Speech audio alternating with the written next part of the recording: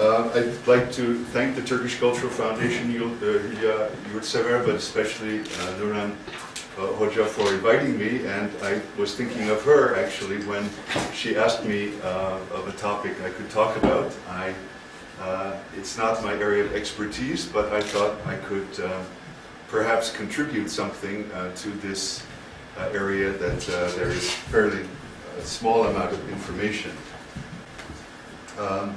Since women do not figure largely in medieval Anatolian texts, I will be trying to discuss a largely absent topic using art historical and epigraphic information. I'll divide the talk into 5 unequal sessions. First of all, to get you interested in the topic, I'm going to be showing some images, those that I could find. This, I hope, will keep your interest through lots of inscriptions that will follow after that. Second, I will be talking about something that some American feminists call women's space, which is where Seljuk royal women were located, especially in the palace. This discussion will lead to the next question, which is that of identity, religion, ethnicity of Seljuk royal women. And then I will be looking at them as architectural patrons and discussing the rivalry between certain wives of Alaaddin Keykubat.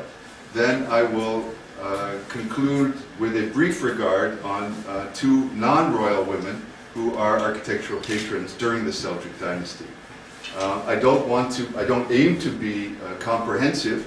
I leave out quite a few intriguing women patrons like Atsuz Elti Hatun, who is the Danishmendid who built the Gülük Cami in Kayseri. But I want to, rather than be comprehensive, underscore the importance of royal Seljuk women in many spheres. In this, I will be drawing on the work of several of my colleagues, including Rustem Shukurov of Moscow State University, and Sara Nur Yildiz, who was at the late of Bilgi University and now of the Orient Institute Istanbul, among others. Now, one of the best known books on Seljuk Anatolia is a book that was published in the 1960s, 1968 in particular, by Claude Cahen, and it's called Pre-Ottoman Turkey. I'm very sensitive to this view of Seljuk Anatolia as the cherez before you get to the main meal, which is the Ottomans. Okay, but nonetheless, thinking of Nurhan Hanım as well as other people here, we will also see that there are several features of today's talk that will resonate, I think, with your knowledge of the Ottoman world. Among them are the following: the aggressive acquisition of foreign wives and concubines for the sultans, and also, secondly, even though there are Muslim wives at the court, the promotion of sultans whose mothers are Christian and not the offspring of Muslim women. This is something that you can see in the Ottoman world as well. During the talk, I will be relating to Seljuk women in the following ways: as bearers of legitimacy, as well as children, of course, bearing in that sense, with emphasis in their titles on their purity and their chastity. Royal women as bearers and promoters of knowledge, again through their titles, which emphasize their learning, but also, of course, as patrons building buildings where other people learn as well. And last but not least, women as booty, in the traditional sense of the word, not the modern sense of the word. Perhaps we could use the old English word conquest, which used to be used when I was a boy in a sexual sense, and as in she was my conquest. And think of this, the use of conquest or spoils or booty in a sexual and military sense at the same time. So when do you marry a wife? Oftentimes the wife of somebody you've defeated, and so there's a matter of conquest in that respect. if you'll pardon the lack of political correctness in this statement. So before I begin, though, a note of warning: there is no prosopography for medieval Anatolia, and we do not even possess basic information about who was doing what, when, and where. This problem is exemplified by Atsuz Elti Hatun, for instance.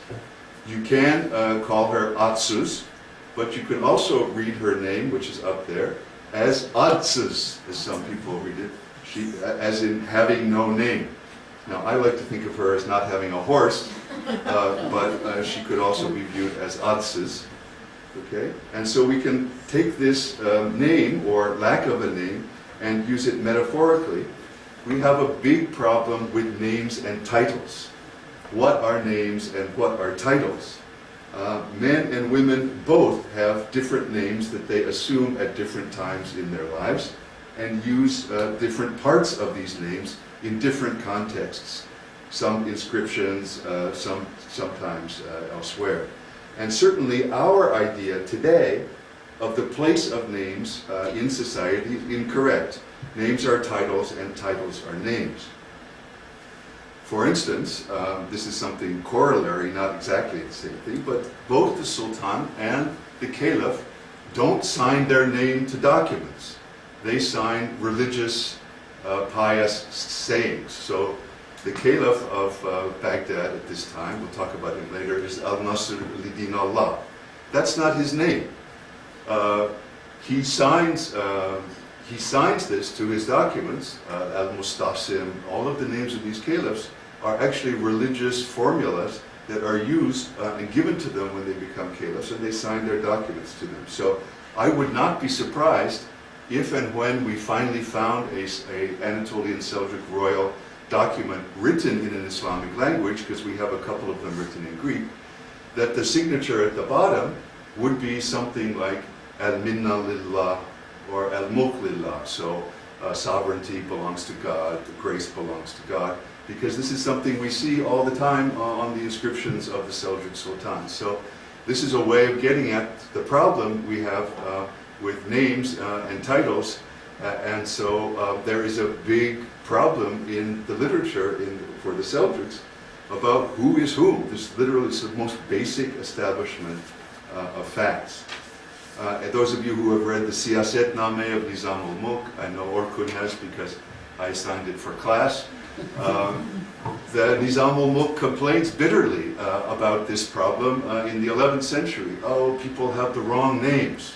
You know, people who are bureaucrats are taking royal names, people who are taking royal names, they're taking the wrong royal names, and women don't have the right names that they should, etc., etc. So that's one example. Anyway, we will get into onomastic issues back later on. Now I have to get your interest by showing you pictures, but before I do, I want to remind people, of course, we'll be talking about places like Alanya, Konya, Erzurum. I'll be talking to you about Uluborlu, which is right about here, Kubadabad Palace, which is right about here. Most of you know where these places are anyway. Okay, first images. And the problem with images, which you could call the unisex problem, or something that Ernst Gruber, the German art historian, called years ago the Seljuk international style. So look at Badruddin Lutlu there in the middle with his bow and his arrow sitting on his throne in Mosul sometime in the 1230s and 1240s, but look at the angels, the page boys, and the women at court, and try and tell me who is a man and who is a woman. We also know that Badruddin Lutlu was an Armenian slave, so presumably he didn't look like this himself. He didn't have the typical Seljuk international style features which everybody in this picture has. You have a large moon face, you have almond eyes, you have a tiny, tiny little rosebud mouth, and you have long black braids. So everybody here in this picture looks more or less alike. So I'm showing you pictures of women, but you decide who are the women in in pictures. And just to show you that this is not totally unsolvable, thank God the man on this bowl has a tiny little wispy mustache and a goatee. Otherwise, we couldn't tell from his costume, from his hairstyle, what he's doing, which is the man and which is the woman. I showed you two examples from outside of the Seljuk realms. I want to show you now tiles that came from this Seljuk palace in Konya, tiles that are now in the Museum of Turkish and Islamic Art, in the Çinili Köşk, but also in the Louvre, in the Victorian Albert, and maybe even in the British Museum. Just one picture of them with, again, the Seljuk International unisex style. Maybe the Turkish Cultural Foundation will have a costume ball and everyone will have to dress this way. It will make it easy because everyone will wear the same, more or less the same costume, and more or less the same hairstyle and headgear, which is, you usually use headgear to tell people apart, especially in Ottoman times. Now, again, when we're dealing with images, we have to deal with another aspect of the unisex style, which is homoerotic literature. Because this is also something that will resonate with Ottomanists. The so famous book from about 5 or 6 years ago called The Age of the Beloveds. The Ottomans wrote most of their love poetry from men to young boys, but you can't really tell whether the beloved is a man or a woman in most of the poetry.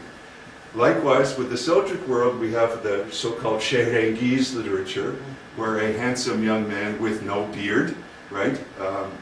Puberty, that terrible thing, puberty hasn't hit yet, and he is so handsome that everybody in the Çarşı runs around after him, and people write poetry about him. So here you have something that could be viewed as an expression of this, for lack of a better word, modern word, homoerotic literature, with beloveds, of course, always like to be beloved, but don't really care about the person who's loving them. So this very vacant-eyed, pretty young thing, whether it's a boy or a girl, staring off into space and being offered something that looks like a cocktail by a lovelorn man with a beard. So he's older, we know, because he has a beard. If this indeed is a boy, he's younger, even though he's much larger, of course, because he does not have it. But, you know, you tell me whether it's a boy or a girl.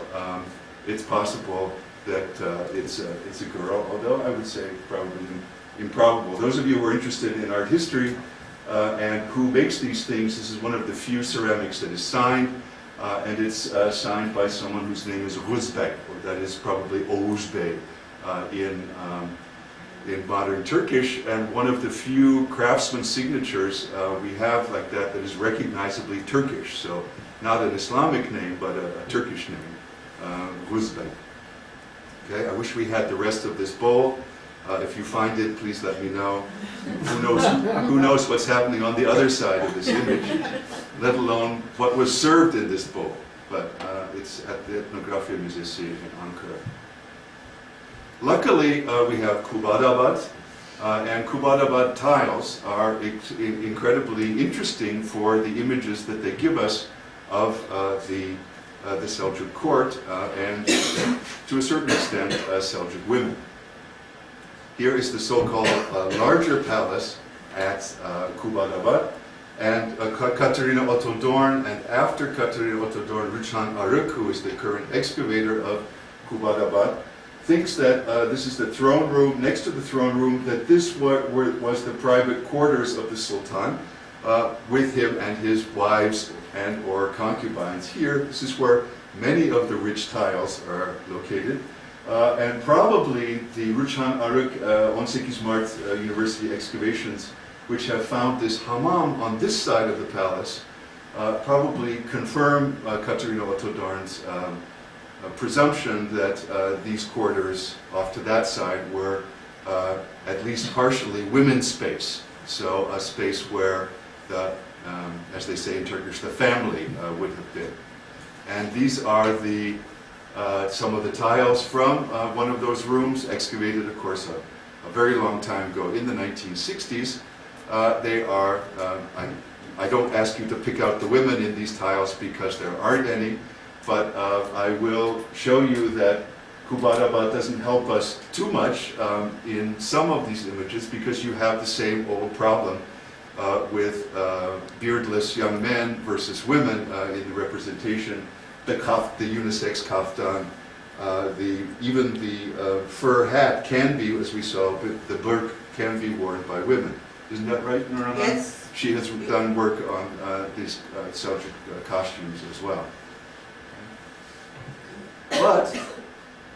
But there are certain aspects of these Kubadaba tiles that are not stereotypic in their representation of human beauty.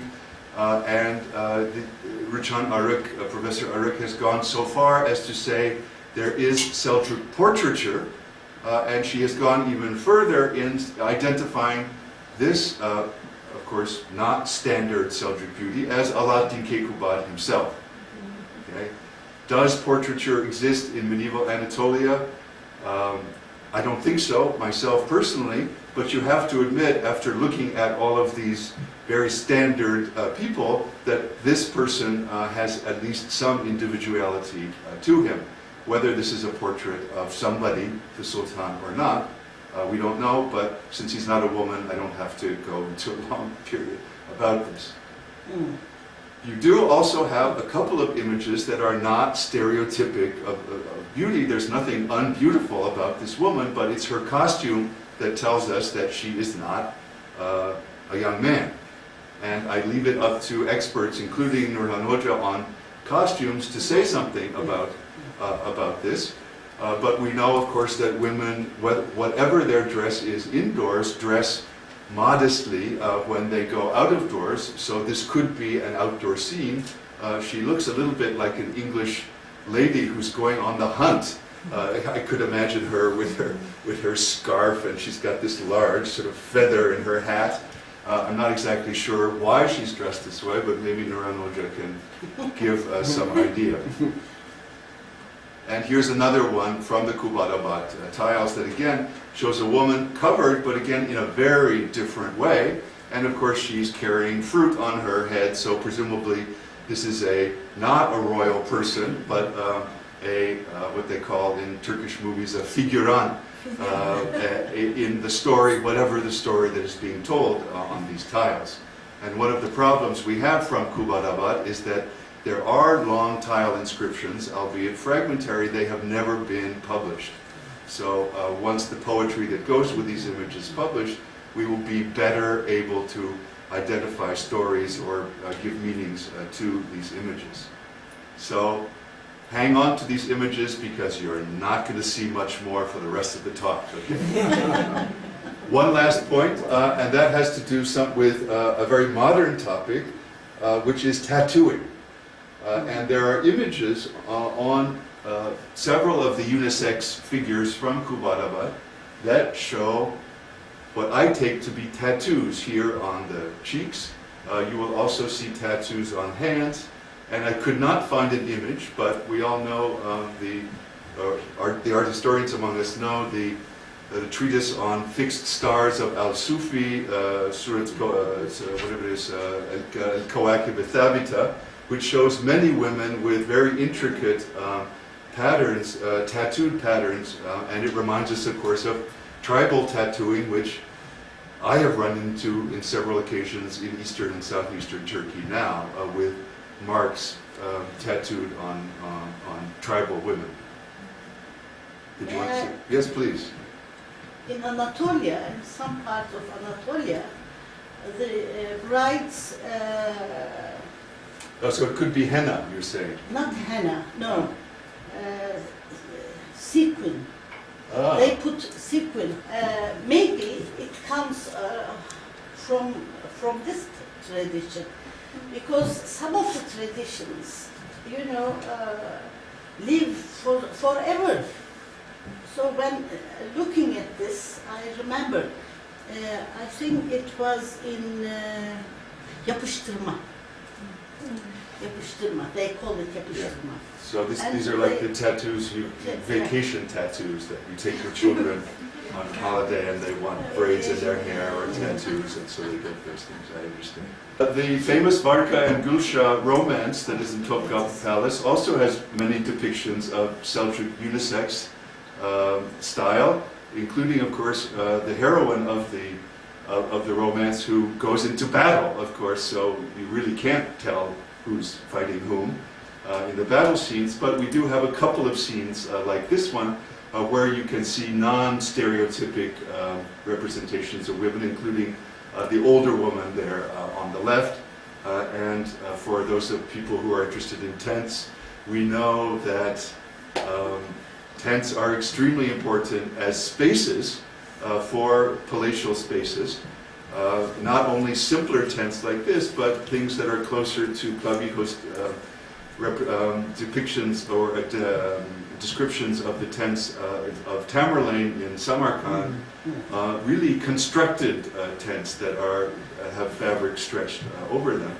And so these are also spaces that you have to think of as royal women inhabiting in addition to palaces. Just one last final image that both shows the problems as well as some documentary value, and I apologize for the color here. I can actually make it a little bit better, I think. This again is not from Seljuk Anatolia, but I couldn't resist putting it in because it shows both the typical standard, if you picked up a copy of Vogue, you would think that all women are, 2.5 meters high and have problems with nutrition and have very light eye and lies and skin. So you see the typical problem with identifying men and women on both sides of the monarch here depicted in court. But you can also see activities at court. There's plenty of drinking, but there are also shrimps on the barbie. There's some kebabs, as it were, being put on the grill here. You can see a hunting scene up here, but more important for our topic down here, you can see a progression that's taking place with women in the out of doors and therefore covered up, right, with covered heads and covered mouths. So what I'm trying to say is there is a certain documentary aspect to this image, but you can only take it so far when you look especially at the young men and the women here at court to either side of the monarch, or whoever he was, love to know who he was, with his beard and his wine cups and his Adana kebab, or whatever it is that's coming up there on the grill. Okay. When we think of Seljuk spaces, we think especially of the Seljuk capital, of course, Konya, which was the palace was in the citadel. The citadel was surrounded by walls, and the palace was probably adjacent to the Alaaddin mosque here in Konya. Here is the Texier's view of the pavilion of Kılıç Arslan II we saw earlier in an early 20th century photograph, and I cannot help but saying that one of the AKP election promises or pre-election promises in Konya is that they will rebuild the Alaaddin Köşk as if new if they are elected. And I talked to the assistant director of the Mevlana Museum just yesterday, and they are doing excavations around the base of this once beautiful kiosk in preparation for the results of the election. So get ready for a brand new Alaaddin Köşkü in a few months or so. Anyway, the palace was somewhere here, and here is the Alaaddin Köşk. I'm sorry, here's the Alaaddin Köşk, here is the mosque. Okay, so somewhere right around here was the palace. Also, here are the citadel walls, now no longer here. Also then within the palace complex, there was this, okay, which is at the highest point of the Alaaddin Tepesi in Konya, and it is a Middle Byzantine church, Ayas Amfilochios. that was not torn down by the Seljuks, okay, and not converted into a mosque. So this raises this a famous issue in Seljuk studies of the reason for this, and it also makes us think about the Ottoman period and Bursa, as well as Bursa of Istanbul. You think of Fatih moving the palace next to Hagia Sophia. He did convert Hagia Sophia to a mosque, but this putting of palace and church next to each other happens in Bursa in Ottoman times and in Istanbul as well in Ottoman times. It's also found in the Seljuk period. Now there is a Turkish scholar at Hacettepe University named Vahit Macit Tekinalp, who is in the art history department. He has published an article, I think it's in Byzantine and Modern Greek Studies 4 or 5 years ago, in which he offers a very simple solution to the presence of unconverted Byzantine churches very prominently figuring in the skyline of the city, but also in the Seljuk palace. What is his answer? It's a simple, functional one. Many Christian women, unconverted, served as it were, served as wives and concubines in the Seljuk harem. Therefore, there were many Christians. They needed a place to worship.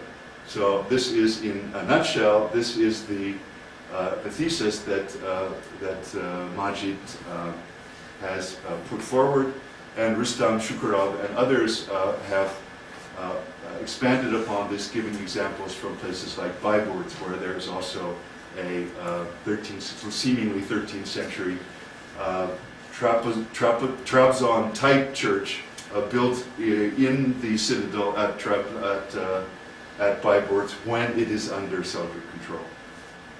Okay. I prefer to see these churches in another way, but that is not the topic of today's lecture. It brings up this issue of the kimlik meselesi, the identity question, which everybody works on these days. And it reminds us that there is this really quite extraordinary series, and it must be by choice, of Christian women who are the mothers of Seljuk sultans. And this begins under Mesud, so it begins in the middle of the 12th century. And there are Byzantine historians who claim that this might even be an established practice on the part of the Byzantines, because the Byzantines are doing something similar with the Slavic kingdoms and the Caucasian kingdoms for centuries before. Okay? A way to basically bring the Seljuks into the Byzantine sphere. You might even think, before the Battle of Myriokephalon, that the Byzantines are trying to absorb the Seljuks. They're trying to turn them into Seljuks, like they did the Pechenegs, for instance, right before. So there's a long history of taking steppe peoples, converting them to Christianity one way or another, and absorbing them into the Byzantine Empire. I leave that up to my Byzantine historian colleagues to agree or disagree with, but certainly when you have Kılıç Arslan's mother being a Russian Orthodox, and you have Gıyasettin Keyhüsrev's mother being Greek, and you have Alaaddin and İzzettin Keykavus's mother being Greek, and the next 4 sultans in a similar fashion, at the same time as they have Muslim wives. It's a very interesting way, forget about the Byzantine point of view, it's a very interesting way for the Seljuks perhaps to do the royal equivalent of doing what they're doing in an urbanistic fashion of placing the Byzantine tradition in an Islamic framework, the framework of an Islamic state. So I'm not saying I disagree with Macit Tekinalp, but there may be many answers to this question. So Mesud, the Seljuk Sultan Mesud, marries the granddaughter of Grand Prince Sviatoslav II, and their son is Kılıç Arslan II. Gıyasettin Keyhüsrev has a Greek mother who is either Kılıç Arslan's concubine or wife. He himself marries the daughter of Manuel Mavrozomes, who's a Byzantine general, who is related somehow to the ruling family of the Komneni in the early 13th century. Alaaddin Keykubat marries Mahperi or Juan Hatun, we will be talking about her later, who is of Greek extraction and the mother of Ghiyasettin Khusrav II. Ghiyasettin Khusrav II marries a Greek woman named Bardulia, who is the mother of Izzeddin Keykubat II.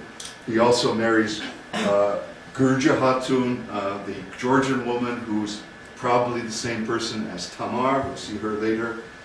He also marries or has a Greek concubine who is the mother of Rukneddin Kılıç Arslan IV. So we have, these are pieces of the evidence if you want the actual names to go with them. This is again based on the work of many historians, but most recently Rustam Shukurov, who has concentrated on collecting all of this data. Let's look at Alanya and the palace in the citadel at Alanya, which is built in the 1220s and into the 1230s. Here is, again, something that reminds you of the Ottomans, a series of courtyards, 3 courtyards that end up with a throne room here at the back in Avon, with towers behind that. The excavators, this has been excavated for 25 years by Oluş Arık and his team from Ankara University. The excavators think that perhaps this tower over here, which is twice as large as other towers, might be the harem. Why do they think it's the harem? It's larger than the other towers and it's closed. There's not a real good argument for it, but they're thinking of a space where women can be in more seclusion. If you're thinking about a series of courtyards and towers at the back with an Avon here, the largest and most secluded of these towers is off to the side. I'm sorry, I don't have a direct picture of it. It's right there, but you'll be able to see it here in the plan. Here it is right here, with a door through to a larger space there. Okay, 1 courtyard, 2 courtyards, 3 courtyards with an Avon, which was unexcavated when this plan was made. And then, guess what? Right at the entrance to the palace, then this late 11th or early 12th century Komnenian church, which was unconverted, remained unconverted, right at the entrance to the palace. You can also think of the entire citadel as a palace, in which case there are other pavilions over here, so you don't have to be restricted to that ceremonial space if you don't want to. Okay, on this issue then of Christianity and Islam and intersections, so Christian mothers and Muslim sons who are sultans, we have the vexing question of Kırkdam Altı Kilisesi, which is represented here in a donor panel, dates from the 1250s, then in the middle of the 13th century. It's a church that's dedicated to St. George, and this is the donor panel. To the right of St. George, you have someone who's identified as Emir Basil Yakubis. Basil is a Christian name, although Bashar Assad's brother was named Basil as well in current days. Yakubis can be either Christian or Muslim, Yakubis, although it's a fairly unusual Greek name, right, Sophia? Fairly unusual. But he's an emir, he has his nice belt and he has his turban and his beard.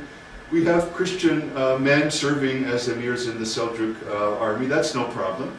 In fact, Michael, the future Michael VIII Paleologos, the man who conquered Constantinople back from the Latins, was an emir in the Seljuk army. And then you have a woman on St. George's left presenting a model of the church who is called Tamar.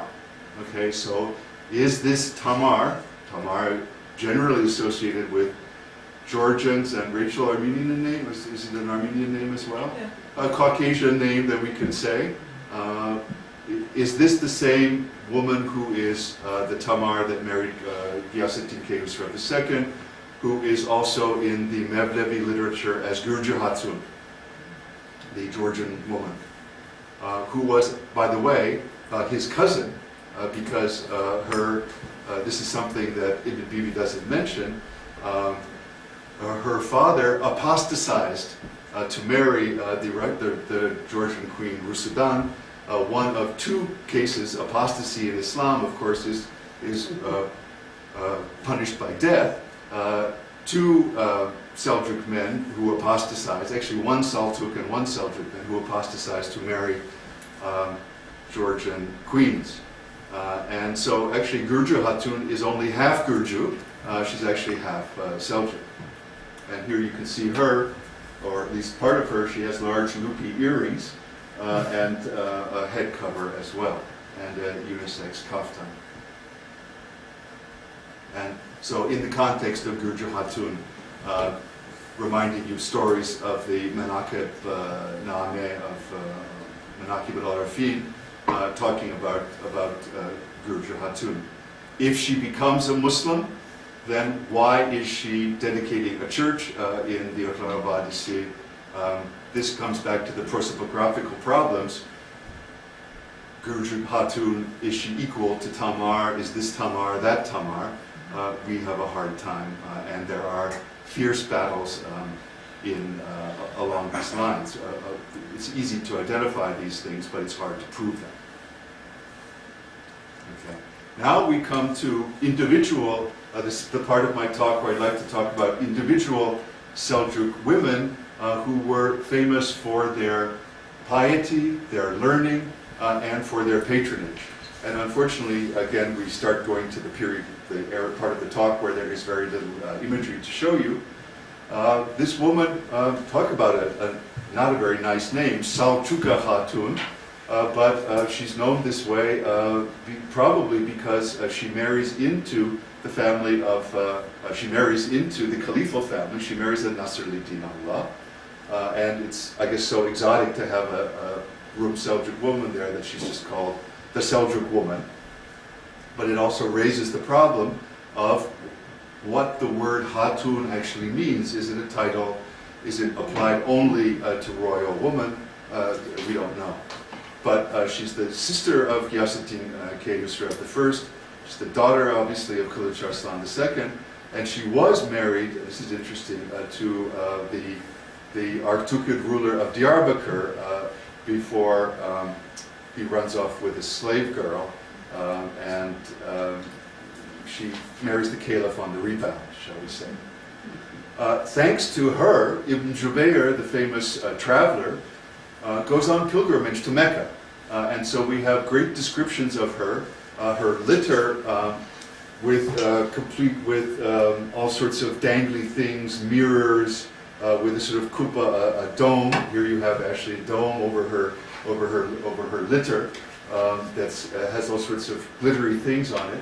And then we have this wonderful description of her that I won't read. But when she died, Nasr-Din Allah was so upset, because he was evidently very in love with her, that he made her tomb and put it in a hospital that he founded in Baghdad. So again, associating royal women with patronage, even indirectly, in this respect. So we can internationalize, shall we say, Seljuk women. When we get to Anatolia, then we stay also with the sisters of Ghiyasettin Khusrav I, and we have this madrasa and hospital, maybe not hospital, of Gevher Nesibe Hatun, which was built in 1204 in Kayseri. Now it belongs to Erciyes University, and they claim that their medical faculty, they claim that this shows the long interest of the Turkish people in medicine. Unfortunately for this claim, if you look at the inscription, it does not mention a hospital at all. So probably it was converted into a hospital later. This is not to say that the Seljuks were not interested in hospitals. There are many hospitals, but perhaps not originally this one.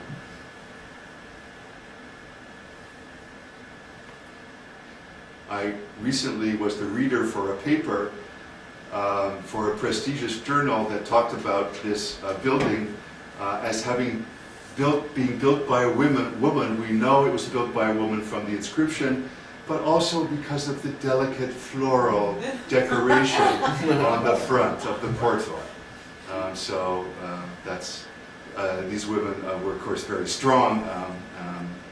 They had to have been given the circumstances. So, needless to say, you can imagine my reader's report for that particular article. This two-line inscription is interesting because it tells us that this building was put up after she died, okay, and upon her will. So this is something that we know then about royal women, that they have wills as well as ways, as it were. It calls her a melike. It calls her a queen, even though she wasn't a queen, literally speaking. It's a term that you can use for royal women, it seems. And here is what seems to be her full name, which is something we almost never have. Ismet al-Dunya wa-Din Gauhar Nasiba, daughter of Khalid Arslan, and then the date. Okay, so we'll talk more about Ismet al-Dunya wa-Din in a minute, and you can see the women's names are the same as men's names in that they have one Arabic part to them and one Persian or Turkic part to them. This seems to be standard practice, whether you are, whatever your lineage is. The problem, the prosopographical problem I've raised twice before. When you run across a inscription that is just to Ismet al-Dunya wa-Din, it's a title. And there are lots of Ismet al-Dunya wa-Din. All it means is that you are from a royal family and you are a royal woman. Okay? If your name is Safwat al-Dunya wa-Din, purity of the world and religion, that means that you are a queen, but you came from outside of a royal family. And then the problem of Hatun, what exactly does it mean? So this is why we're happy that Jevher Nesibe included her names there, because if she just called herself Ismet al-Dunya wa-Din, we'd have no idea who she was, based on the date. And but she's well enough thought of that she's given a tomb there in the side of one of these two madrasas. These are the three wives of Alaaddin Keykubat we know of. Two of them from Ibn Bibi, and one of them only from the inscription. Okay? He married his cousin. He married the ruler of Alanya after he conquered it. The daughter of the ruler of Alanya after he conquered it. There's controversy about this. Some people think she was Armenian. Rustam Shukurov thinks that she was Greek Orthodox. So she may have come from the harem. And then the daughter of the Sultan of the Ayyubids, who takes her father's name because her father's name is Al-Malik Al-Adil. So she's called Al-Malika Al-Adiliya. So we don't get very far with her, except we have an inscription in which she also calls herself, guess what? Ismet al-Dunya wa-Din, because she's from the Ayyubid ruling family. Okay, so we will be talking about these three women, two of whom are Christian and one of whom is a Muslim. I'm sorry, two of whom are Muslim and one of whom is Christian, and the battle between them for control of the Seljuk state, through especially the son of Wan Hatun, Mahteri Hatun, who is Ghiyasettin Khedisraf II. Now we get into more inscriptions. Luckily, Halil Ethem went to the town of Uluborlu before there was a disastrous fire in 1910. and he recorded the entire inscription, which now exists only in a burnt piece in the Uluborlu Museum. And this is the inscription, a very interesting inscription. From the point of view of women, I highlight the part that's in red that's of interest to him. Okay, a wife of Alaaddin Keykubat, who is not mentioned in Ibn Bibi, builds using her own money, which is incredibly unusual, using and stating that she uses her own money. She builds the mosque of Uluborlu, which is actually the town which was part of the Iqta, the fiefdom of their grandfather. Okay? This is a clue to us that there is something wrong with this marriage. If Ibn Bibi, who is the main chronicler of the Seljuks, doesn't mention her, and we only know about her from one inscription until recently, and she talks about building a very large building using her own money in a place that is not a major city that her husband is known to have gone to. Okay? This is an inscription then that tells us that this woman, who was the daughter of the ruler of Erzurum, had some issues with her husband. Also, if you read this inscription, you can see, first of all, that she calls herself a typical women's title, but she notes that she is from royalty by giving you not one generation, but 2 generations of her genealogy, whereas her husband is only given 1 generation. Okay, so she is emphasizing her Seljuk royalty at the expense of his, as it were. All right? And she's also emphasizing that her father was the Seljuk governor, Melik of Erzurum. And this makes me want to give a short aside about the history of the region at this time.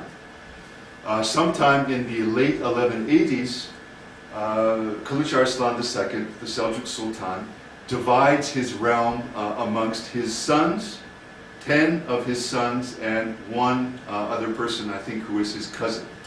But Yılmaz Bey will correct me on this.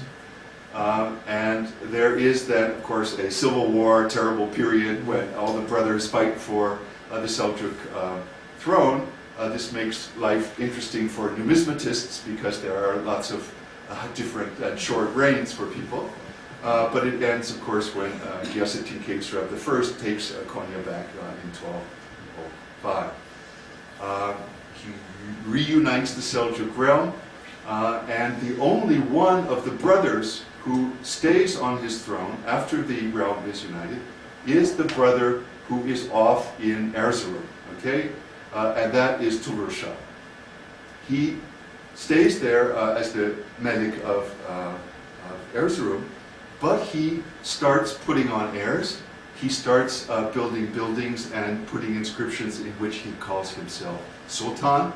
He mints silver coinage, which you're not supposed to do unless you're a sultan.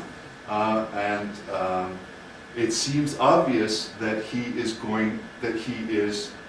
trying to set himself as a rival Seljuk state to the Seljuks based in Konya. Then he dies and passes on his state to his son, Ruknuddin Cihan Shah, sometime in the middle of the 1220s. Okay? This will be the brother of İsmet-i-Dünya Wadi.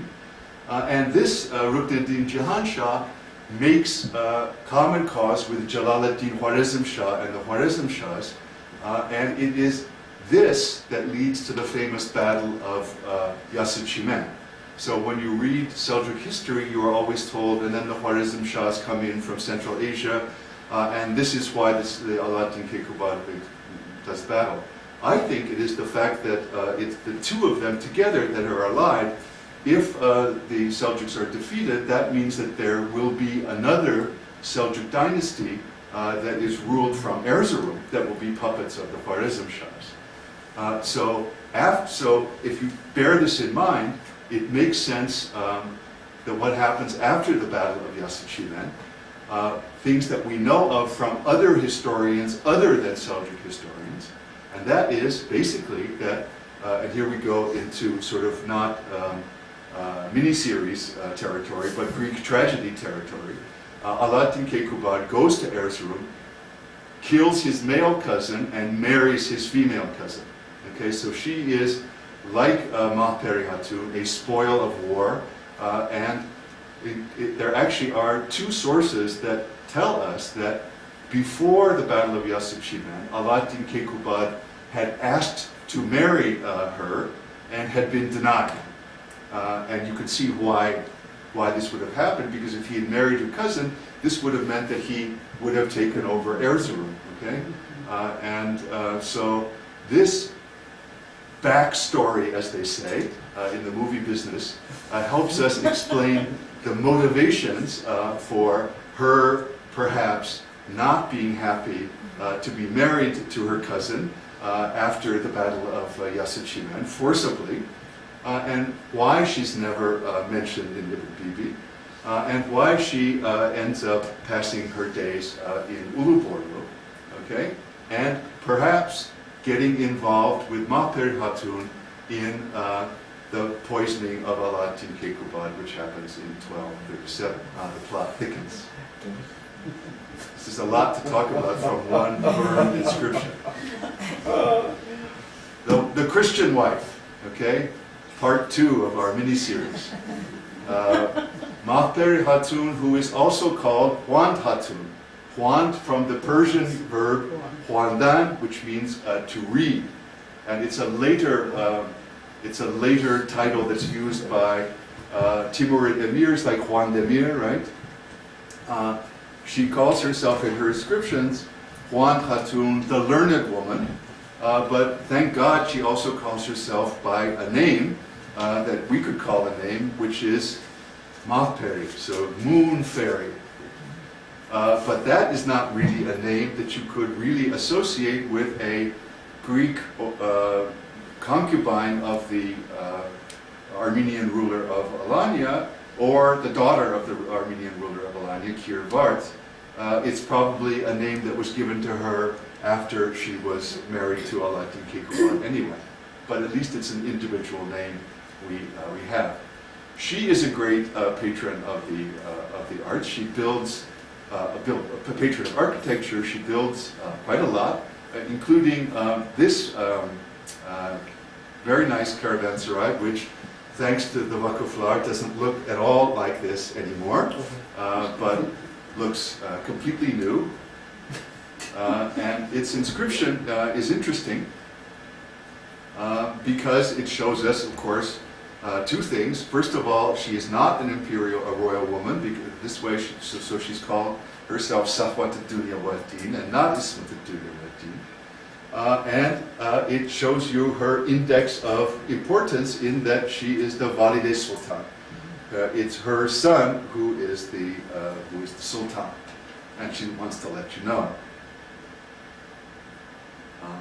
And now she calls herself Hatun.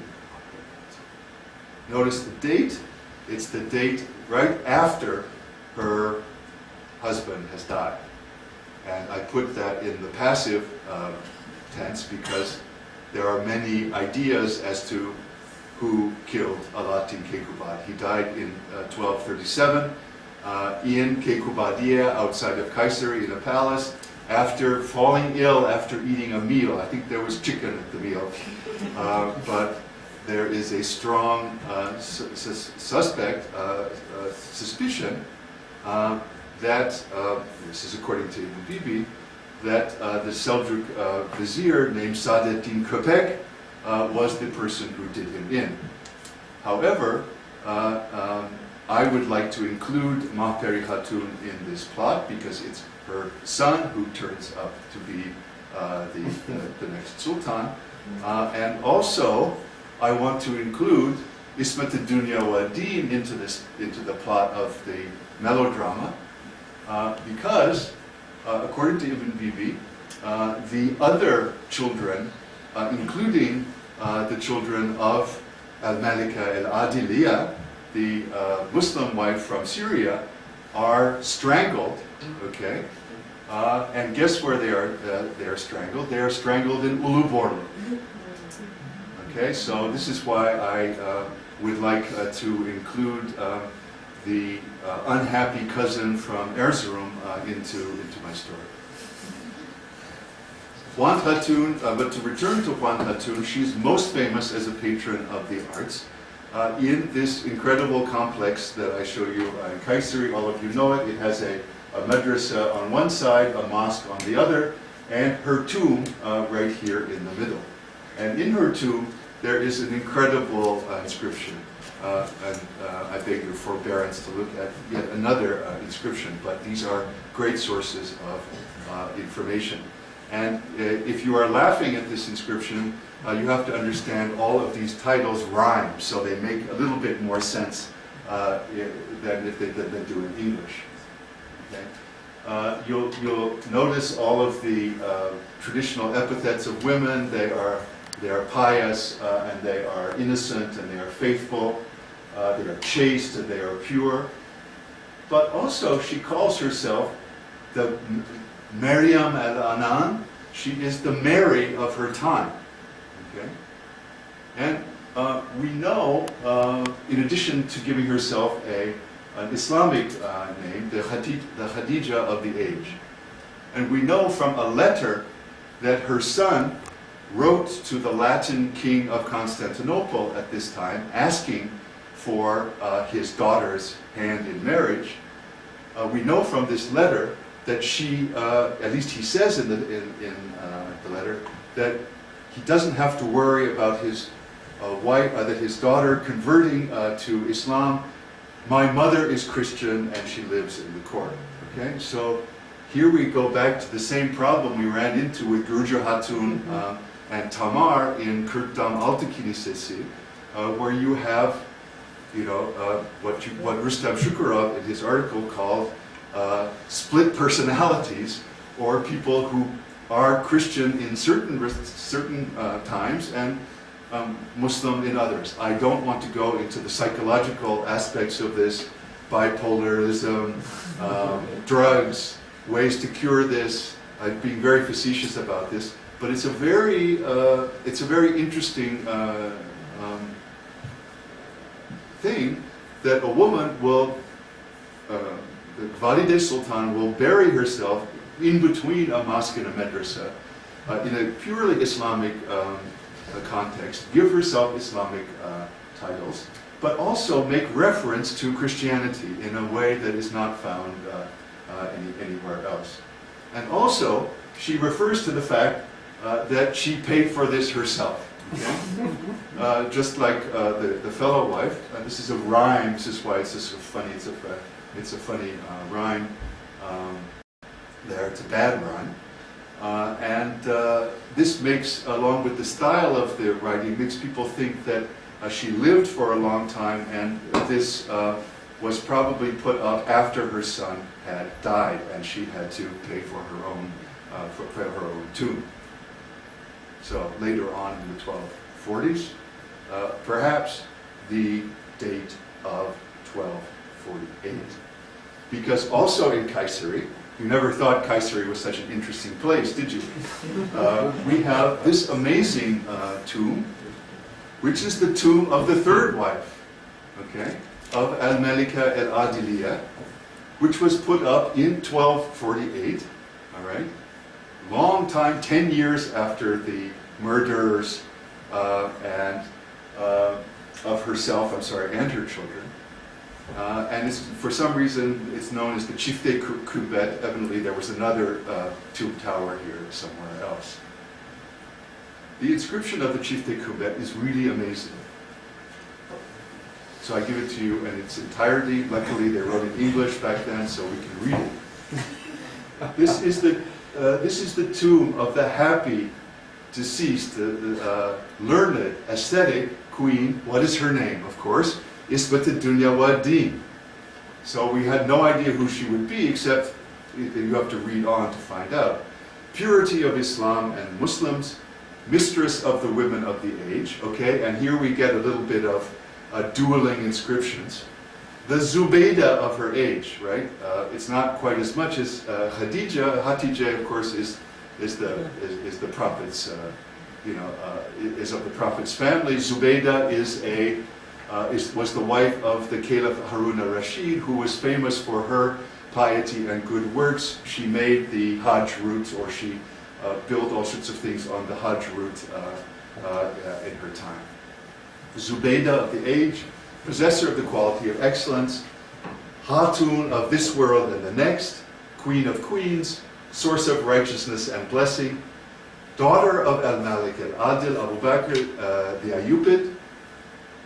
May God enlighten their tombs, this is in the dual in Arabic, and perfume their souls and spirits.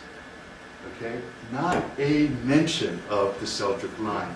It is a completely Ayyubid lineage, okay? It was built by order of her secluded daughters, so seclusion in the sense of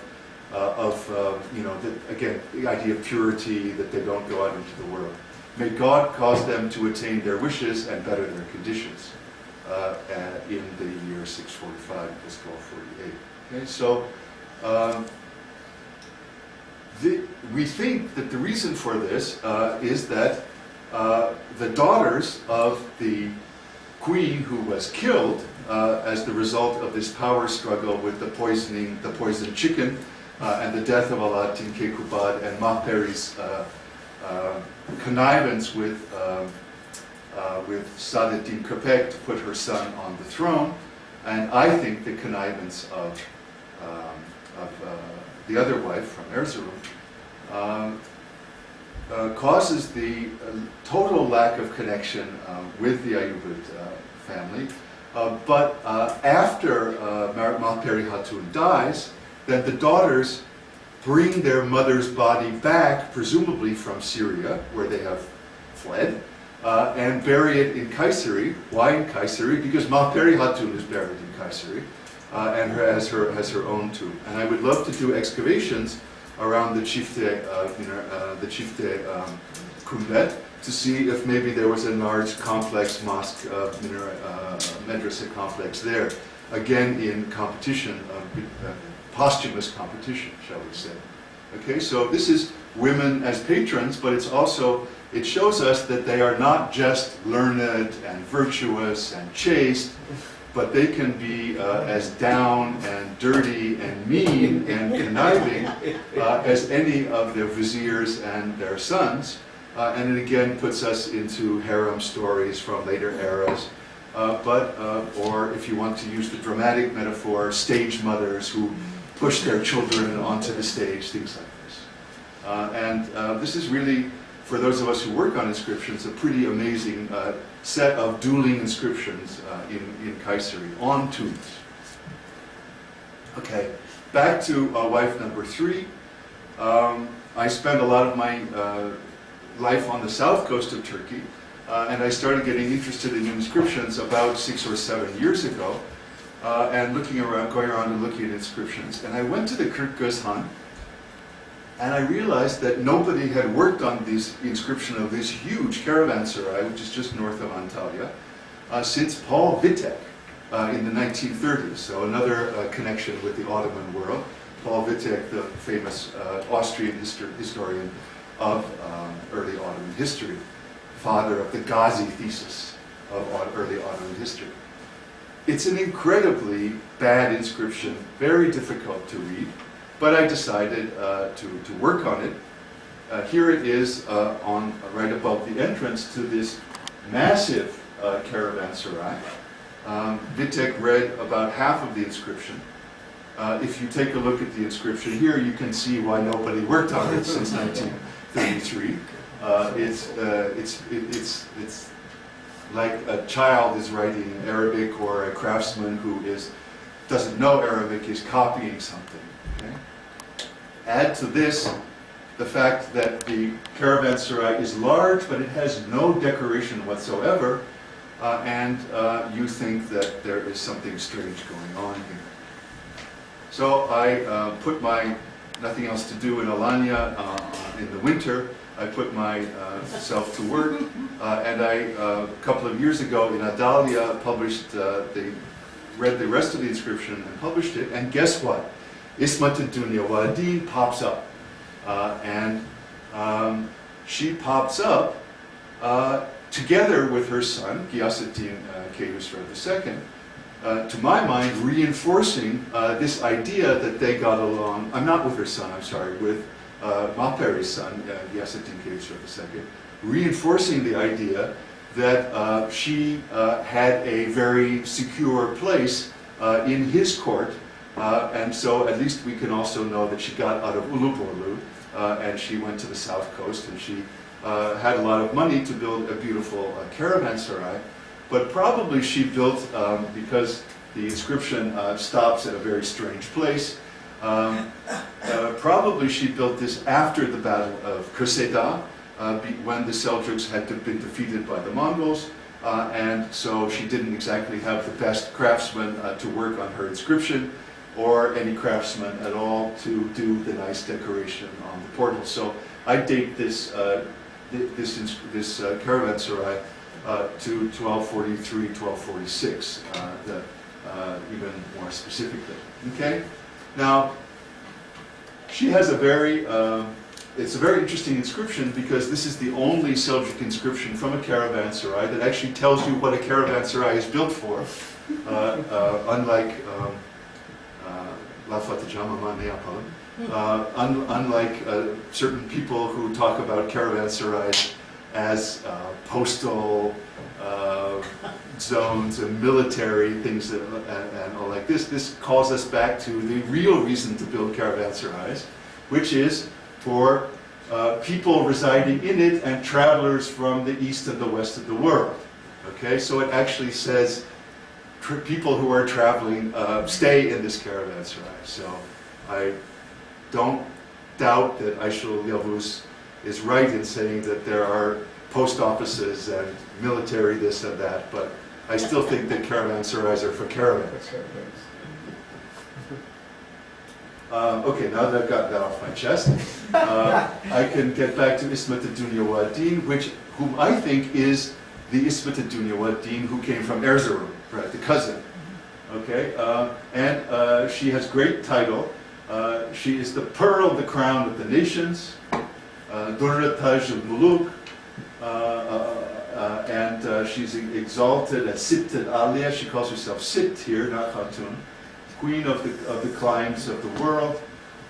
Very modest titles, of course. She's very fond of herself, and she gives herself a dua, a benediction that is 3 times longer than that of the Sultan himself. Okay, maybe she's not doing so well. Maybe she's in bad health. But also the fact that she's able to take so much of the inscription for herself, I think in my mind, and build this huge caravanserai. She was important at the court of the Sultan at that time.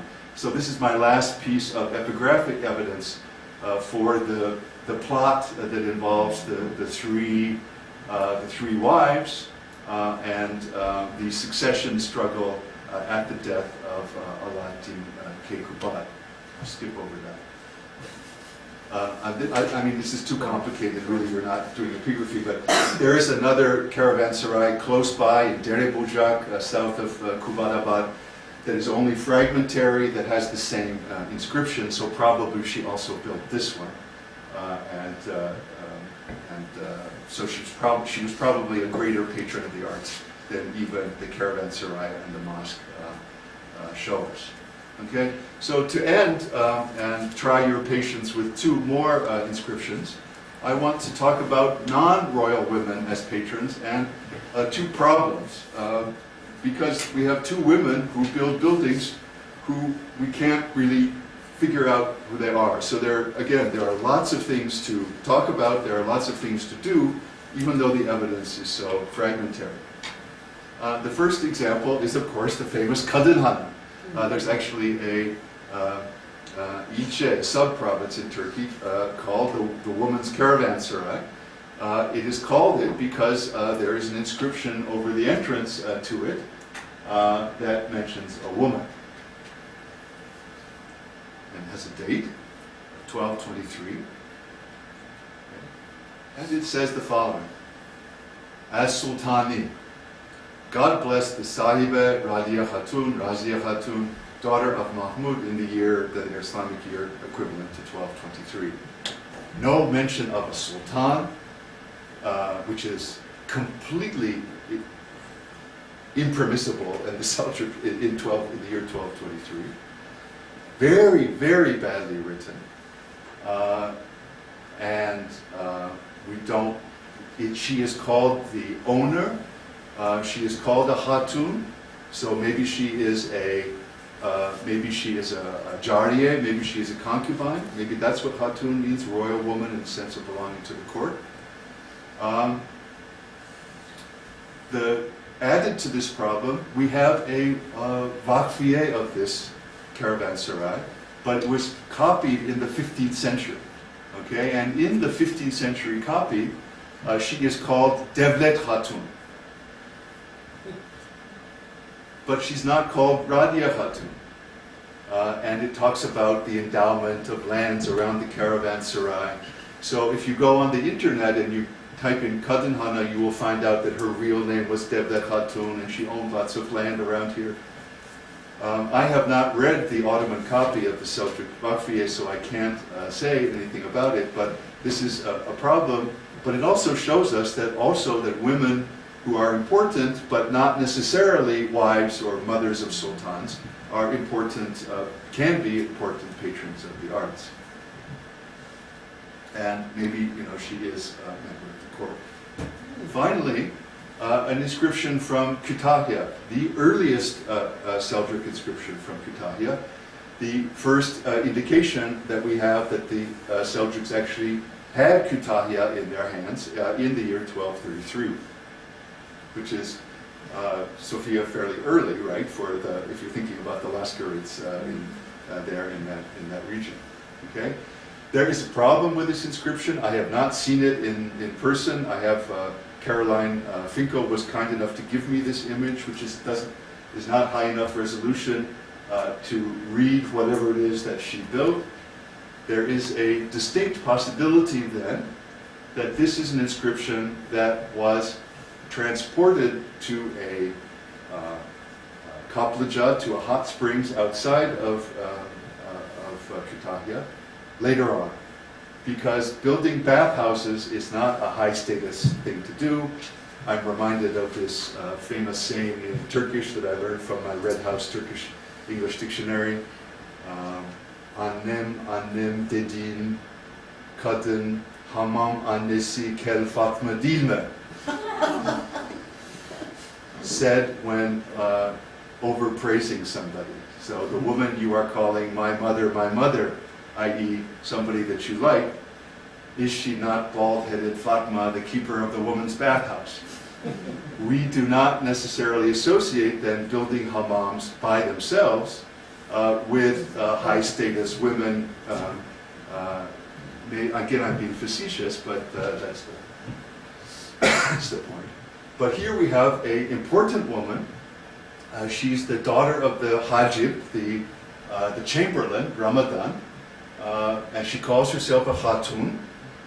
Probably the name is Gülmüş, but I have to go to Kütahya and check on the name. That's the closest I can get to it. It's a strange name, not so interesting name, but it shows you that at least it's proper form, right, as opposed to the Sultanhan, which is completely improper form. So we have a caravanserai with a strange inscription, and then we have an inscription that is proper, but it's perhaps not in the right place. And these are two important women with money who are patronizing things, who are somehow probably related to the court, and it shows that patronage and money then radiate out in circles around the court, but not much else. So, as I said at the beginning of the talk, this is an area that needs a lot of work. It has lots of problems. I hope, though, I've shown you the potential for lots of work to be done, as well as some of the problems, and I thank you for your patience.